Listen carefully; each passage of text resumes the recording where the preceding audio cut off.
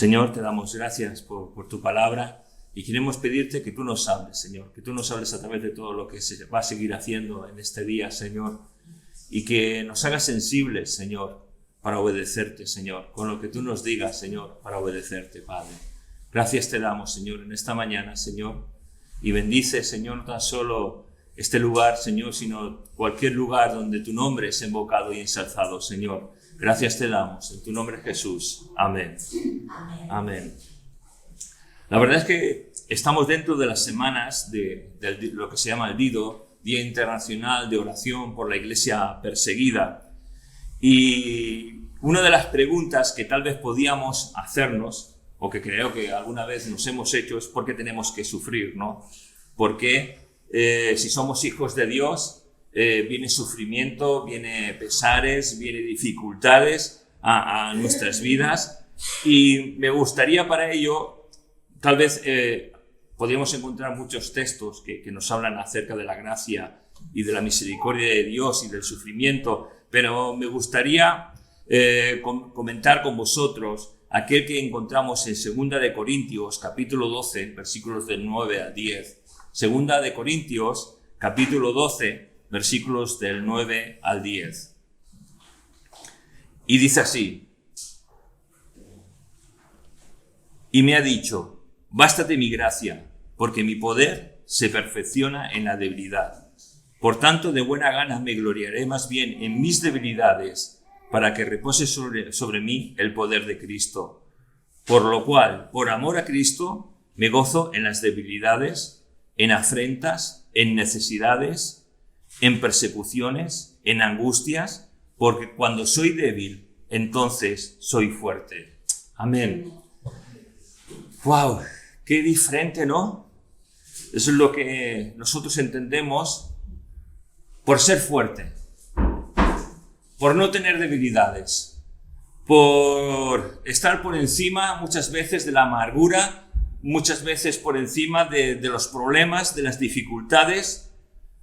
Y la verdad es que yo creo que casi todos los que estamos aquí o todos los que estamos somos hijos de Dios. Y muchas veces podemos llegar a pensar que el ser un hijo de Dios nos hace mejor personas que otros que no lo conocen, pero esto no es así.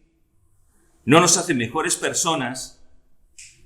No se nos dice en ningún lugar en la palabra que por conocer al Señor, por experimentarlo en nuestros corazones, en nuestras vidas, por ser un seguidor de Cristo, vamos a no tener problemas o vamos a ser mejores que otros o no vamos a pasar por dificultades. Yo creo que la palabra del Señor nos enseña que es todo lo contrario, ¿no? Que cuando un hijo, cuando un hombre y una mujer se convierte y llega a ser un hijo de Dios, van a cambiar muchas cosas en nuestras vidas. El ser un hijo de Dios sí nos hace, eso sí, diferentes a los demás, que no lo son. ¿Y cuál es la diferencia? Podríamos decir, pues aquel que es un hijo de Dios, cuando muere, va a la presencia del Señor, y aquel que no es un hijo de Dios, no va a un purgatorio, no va a un sitio estanco donde haciendo oraciones o penitencia puede llegar a ser salvo. No, aquel que muere sin Dios y sin esperanza va al infierno. Y es así de cruda la realidad. Cruda porque el hombre quiere que sea cruda. Pero en la palabra de Dios encontramos un mensaje de esperanza. El que cree en mí, aunque esté muerto, dice la palabra, vivirá, ¿no? Solo tienes que acercarte a Jesús. Hacer que la gracia salvadora venga, te rescate, te haga ser un hijo de Dios. Y inmediatamente la gracia te hace ser un hijo de Dios. Y en nuestro deber está, como se nos decía este viernes, el de predicar el Evangelio. El de orar por nuestros familiares que no son hijos de Dios y que no quieren a lo mejor saber nada de Dios. Porque no sabemos si aún en su lecho de muerte, en su lecho de dolor, cuando el día señalado les toque, puedan acordarse de algo que le hayamos dicho y puedan llegar a ser salvos. Pero ojalá sean salvos mucho antes, ¿verdad? Por eso necesitamos orar por ellos. Tú tienes que orar por tus familiares para que lleguen a conocer. tenemos que predicar con nuestra voz, diciendo lo que dice la palabra de Dios. Tenemos que predicar con nuestro ejemplo, que es el que más habla muchas veces. Y tenemos que interceder delante del trono de Dios. Y no tan solo, yo creo que la iglesia es una comunidad, o tiene que llegar a ser una comunidad en que todos oremos unos por los otros. En que los problemas, por ejemplo, de Carlos sean mis problemas, en que los problemas míos sean los problemas de Edwin, y así sucesivamente, ¿no? El de podernos tener todos delante del Señor, el de llegar a experimentar la gracia de Dios en nuestras vidas. Podríamos hacer una pregunta. ¿El Hijo de Dios es un seguidor de Jesús? Solo hay una respuesta, o sí o no. Vuelvo a repetir, ¿el Hijo de Dios es un seguidor de Jesús? Sí. El Hijo de Dios es un seguidor de Jesús. ¿El Hijo de Dios ama sus leyes? Solo hay dos respuestas. Y el que es un hijo de Dios dirá, sí, amo las leyes de Dios. Las atesoro en mi vida. El que es un hijo de Dios desea servir a Dios de alguna manera, ya sea orando en casa, ya sea intercediendo, ya sea testificando, ya sea apoyando en la iglesia, con lo que sea, con sus talentos, con lo que sea. ¿Ama el servirle? Sí, ama el servirle. O al menos, fijaos, con estas dos cosas sencillas, el de amar la ley del Señor y amar el servirle, con estas dos cosas sencillas tendríamos que saber en qué posición está nuestra vida. Si somos o no somos hijos de Dios, si somos seguidores o simplemente practicamos una religión. Porque podemos llegar a practicar una religión, porque podemos ser convencidos.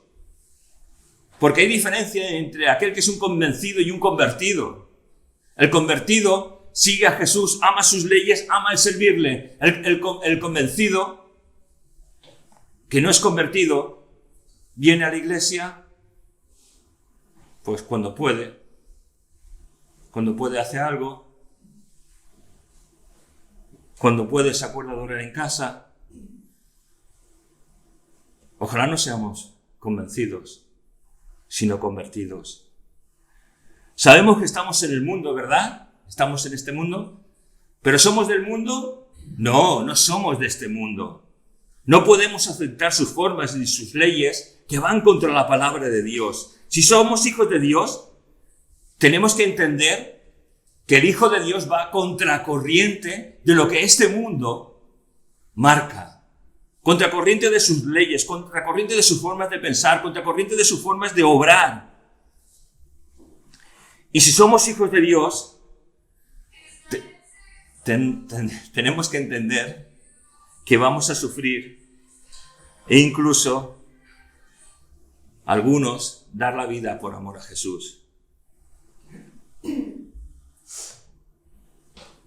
El Hijo de Dios no le va a importar dar su vida por amor a Jesús. Ahora tú me estás diciendo, bueno, mira a Esteban.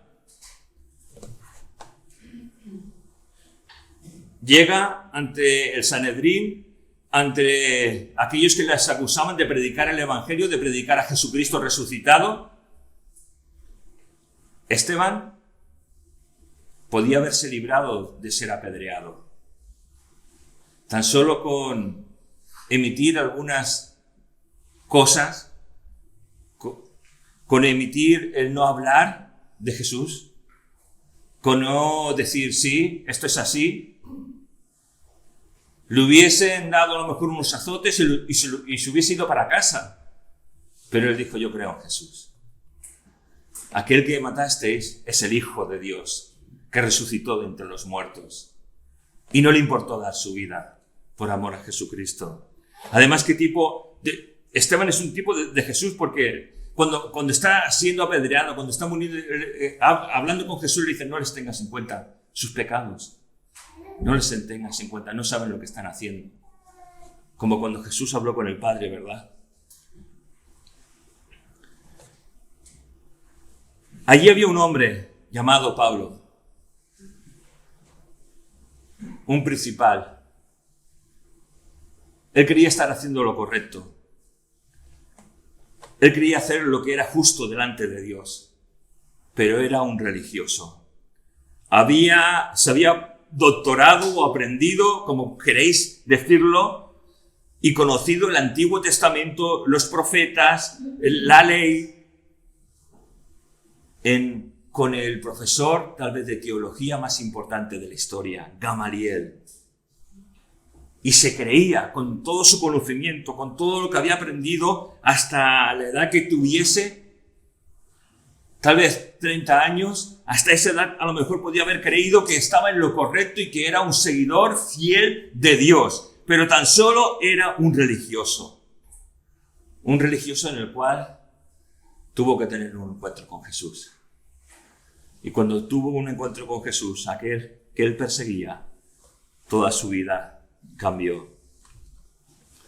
El mundo nos va a aborrecer porque somos hijos de Dios. El mundo no va a ser amigo nuestro. Y si quieres que el mundo sea nuestros amigos, vamos a enemistarnos con Dios. Porque o amamos a Dios o amamos este mundo. Bueno, es que yo no quiero que nadie me señale o que nadie diga nada. Pero, ¿qué evangelio vivimos? ¿Qué es lo que queremos? Mira, Juan capítulo 10, versículos del 18 al 21. Si el mundo os aborrece, sabed que a mí me han aborrecido antes que a vosotros. Si fueres del mundo, el mundo amaría lo suyo. Pero porque no sois del mundo, antes yo os elegí del mundo, por eso el mundo os aborrece. Acordaos de las palabras que yo os he dicho. El siervo no es mayor que su señor. Si a mí me han perseguido, también a vosotros os perseguirán. Si han guardado mi palabra, también guardarán la vuestra. Mas todo esto os harán por causa de mi nombre, porque no conocen a quien me ha enviado. Esta iba dirigido para sus discípulos, pero también va dirigido para nosotros.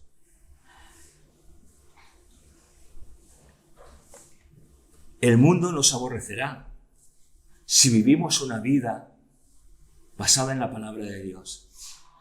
Si vivimos una palabra cristocéntrica en la cual Dios es nuestro Dios y de verdad no hay ninguna otra cosa más que suplante a Dios en nuestras vidas, el mundo nos va a aborrecer. Incluso podremos ser perseguidos dentro de un país tolerante como España. Y llega el momento en que Pablo tiene tal vez una enfermedad. No se sabe el qué. Y Pablo, como hemos leído, pidió al Señor una solución, una sanidad. Pero Dios le dijo, bástate mi gracia, porque mi poder se perfecciona en tu debilidad. Y entonces podíamos pensar que cuando de verdad somos débiles, cuando sabemos que no es en nuestras fuerzas, que no es en nuestra inteligencia, que no es en nuestro poder humano, sino que es en la gracia de Dios y en la misericordia de Dios que podemos seguir adelante y vivir hacia adelante, es cuando muchas veces se plantean muchas cosas en nuestra vida como que Dios es lo primero. Cuando vemos que no podemos hacer nada en nuestras fuerzas, cuando vemos que no podemos hacer nada con nuestro dinero, cuando vemos que no podemos hacer nada con nuestra inteligencia, ni con nuestra sabiduría humana, y tan solo tenemos que recurrir a Dios, porque solamente Dios es capaz de entendernos y de poder hacer algo, es cuando a lo mejor alguna vez pudiera decirte al Señor, bástate mi gracia, te quiero así, te quiero débil, te quiero con este problema, te quiero con esta dificultad, te quiero con esta enfermedad, te quiero sin dinero, te quiero sin salud, te quiero sin ciertas cosas. Y podríamos decir, ¿pero por qué, Señor? Porque entonces tú te acercas a mí. Y cuando te acercas a mí, yo soy tu Dios. Cuando uno es un hijo de Dios, no está exento de dificultades, de enfermedades, de crisis, de meter la pata, de pecar, de caer. Pero el Hijo de Dios tiene el sello del Espíritu Santo. Es decir, fuimos sellados con el sello del Espíritu Santo y el Espíritu Santo ahora reside en nosotros. en todo aquel que es un hijo de Dios. Y fíjate que me viene a la idea de es como si nosotros tuviéramos un piso en el cual tuviéramos 1 o 2 habitaciones libres. Entonces, en una de esas habitaciones que tenemos libres, la alquilamos a una persona. Y nos viene muy bien ese dinero porque nos da un cierto dinero y está ahí viviendo con nosotros en una habitación. Pero tú te imaginas que la persona que vive con nosotros no salga de su cuarto para nada, no se relacione con nosotros, no la veamos. Simplemente sabemos que hay una puerta cerrada en la cual hay una persona que está viviendo. Caray, ¿no es así muchas veces el Espíritu Santo en nosotros? Una puerta cerrada que cuando queremos abrimos porque tenemos una necesidad, y cuando nuestra necesidad está suplida o el Señor ha hecho un milagro, volvemos a cerrar la puerta porque queremos estar nosotros solos en esa casa. Pero cuando el Espíritu Santo es el dueño y Señor de nuestras vidas, en esa casa no hay puertas, porque hay comunión constante todo el rato. Ojalá en nuestra vida no haya puertas cerradas al Espíritu Santo. Tan solo puertas abiertas o que no existan puertas para que el Espíritu Santo pueda interactuar con nosotros, pueda dirigir nuestras vidas, pueda hablarnos a cada uno de nosotros en lo más profundo y recóndito de nuestro corazón.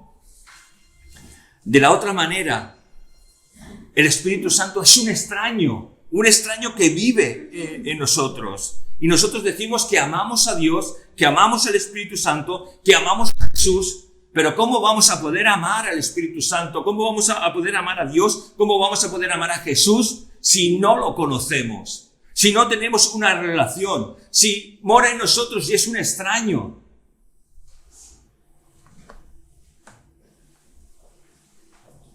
Qué distinto sería nuestra vida, qué distinta sería si tuviéramos esa interrelación con el Espíritu Santo. Esa comunión con Dios, sin puertas cerradas. Y todo cambia cuando existe esa comunión.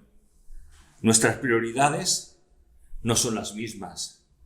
Las cosas materiales que muchas veces nos apetece o necesitamos, ya no nos apetecen porque nos apetecen otras cosas que son espirituales. Sufrimos cuando el teléfono móvil se nos rompe. Sufrimos cuando no podemos comprar algo. Sufrimos cuando a lo mejor no podemos dar a nuestros hijos o a alguien querido algo con el cual podamos obsequiarle. Sufrimos cuando no comemos lo suficiente. Sufrimos cuando incluso no podemos tener un postre de esos tan ricos que nos gustan, ¿verdad? Y hay hermanos nuestros que tienen una comunión con Dios increíble, que están sufriendo, que están siendo perseguidos, que tal vez comen muy poco. Hombres y mujeres que han sufrido en sus carnes, que su casa las hayan quemado, heridas en su piel, mujeres violadas, niñas llevadas como esclavas sexuales, hombres degollados, porque siguen a un hombre llamado Jesucristo. Y ellos siguen adelante. Y si mueren, mueren gozosos, mueren alegres. Esto a lo mejor no lo puedes entender, pero mueren pensando de que son dignos de morir por causa de Jesús. Y aun siendo perseguidos, maltratados, el principal anhelo de estas personas es cada domingo poder reunirse, tener una Biblia para poder leerla y ser fiel a Jesús. Y el poder testificar a otros, aunque den su vida, por Jesucristo. Y nosotros que podemos testificar que algunos como yo no tenemos tan solo una Biblia, sino tenemos 4 o 5 tipos de Biblias diferentes.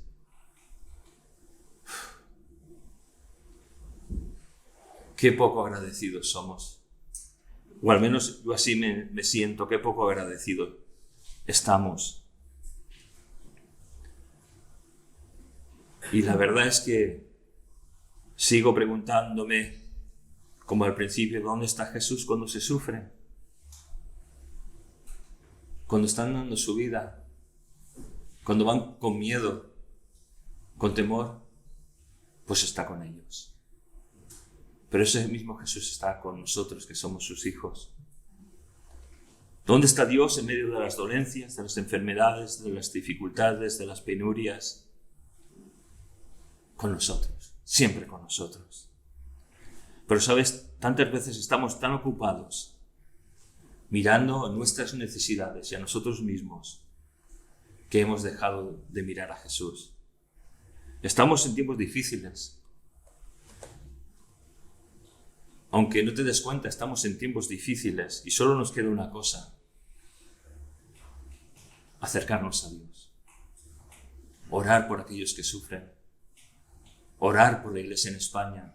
Orar por la iglesia en los sitios perseguidos.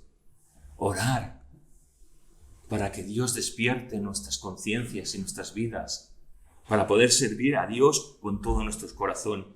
Fijaos que nos preocupamos por si estamos gordos o estamos delgados, por si podemos tener un teléfono o no, por si podemos comprarnos un coche o no. Estamos tan preocupados por cosas tan banales y en cambio ellos están preocupados tan solo por tener un día más para servir a Jesucristo, para ser un testigo de Él. Y nosotros anhelamos un día más, tan solo porque aquí se está muy bien. En 1 de Timoteo, capítulo 6, versículos de 6 al 10 dice: pero gran ganancia es la piedad acompañada de contentamiento, porque nada hemos traído a este mundo y sin duda nada podremos sacar.